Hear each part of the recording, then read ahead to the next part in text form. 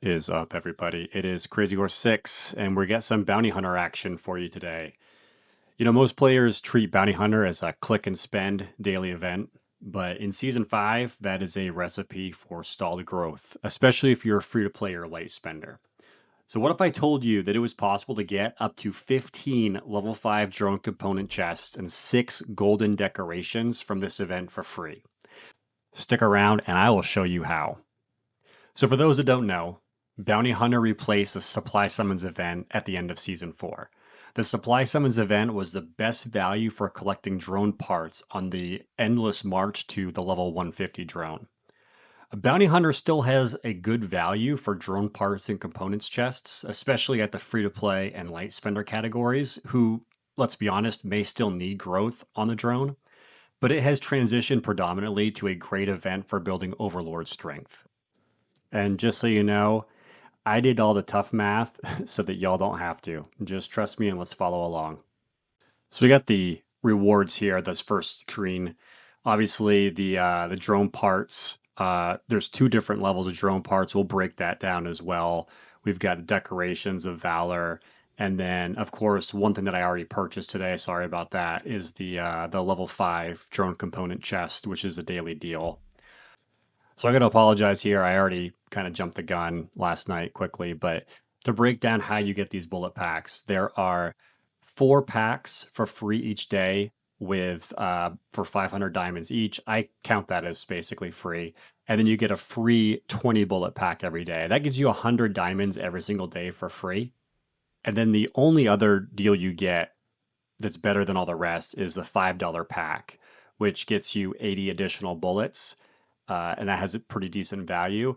From there on out, every other pack gives you the same exact value in terms of the bullets per dollar that you get. So we also have to keep in mind that this is one of those random number generator games. You're not going to get a direct translation from purchased bullets directly into rewards from the store. What's going to happen is you're going to go through a random number generator. There's going to be a spawn rate. And there's a certain expected value that you're going to get in terms of the number of exchange tokens you need to purchase a reward per bullet used. And so this is the math that I've already done for you, and I've already calculated the expected value for each of your purchased bullets. So here's how that ends up breaking down. Obviously, if you're free to play, about 500 tickets per week, no cost. At $30 per week, that's basically spending the $5 pack per day for 6 days. And then each of those subsequent categories is buying the $5 plus a $10 pack, or the $5, $10, and the $20 pack. As you go up in price, you can see that the cost per ticket actually goes up as well. And that's because at the free to play or the light spender level, just a $5 pack per day, all those free bullets that you get really bring the total cost down as you start buying more and more of the packs, especially you get up in the $50 or the $100 packs. The cost per bullet isn't as offset as much by those free ones that you get every day. So let's check out our free to play / light spend value table. First, this is based off of just $5 per day.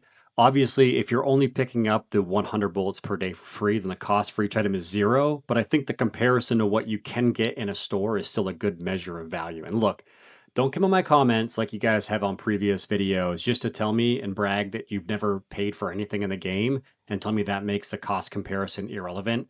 It doesn't.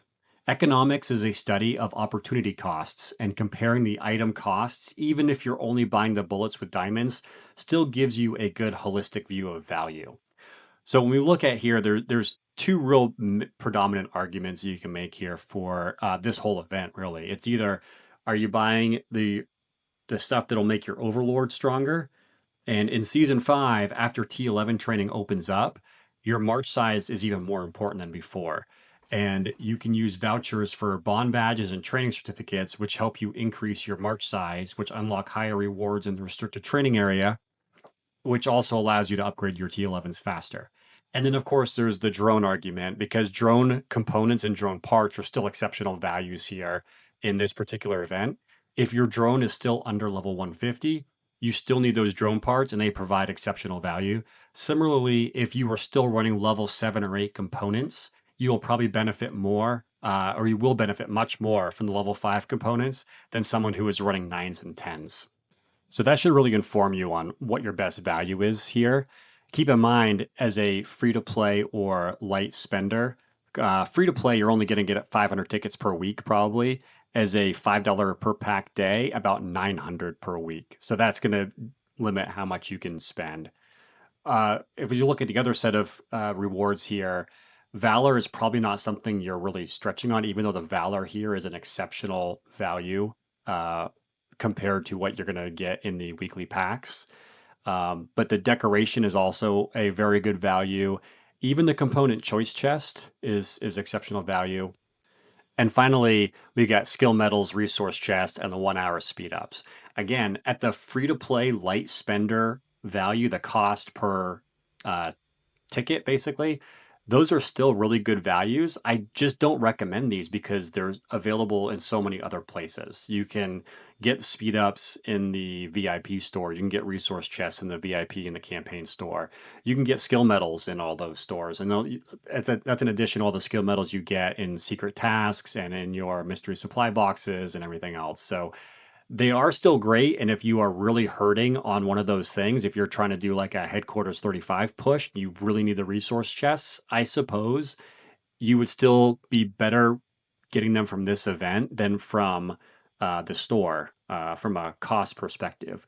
But I think there are just better items here, the bond badges and the drone parts in particular, depending on what you need the most, that will increase your power a lot better than wasting it on skill medals or resource chests or speed ups.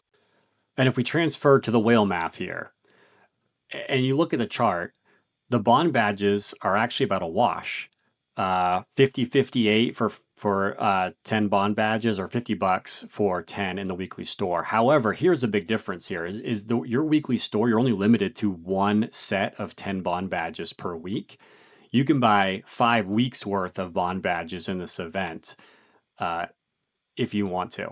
So that's the key here is not about the value of the spend, it's about how fast you can accumulate the resources you need for upgrades.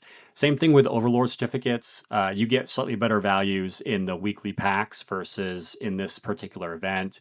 But if you're trying to push your Overlord up a lot faster than everybody else, then this may be the only event that you can use to accumulate. Now, I think drone parts here are probably a silly spend. If you're already a heavy spender, you probably already have a 200 level drone.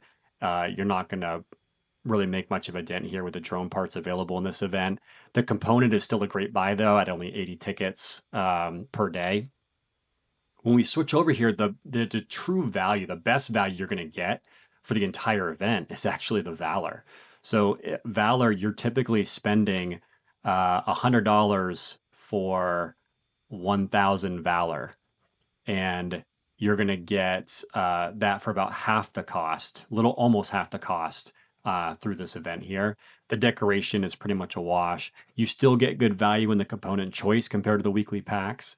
And of course, everything else is even worse than free to play. If you're a whale and you're still trying to accumulate skill medals, I don't know, maybe you didn't quite use your resources best in the early part of the game.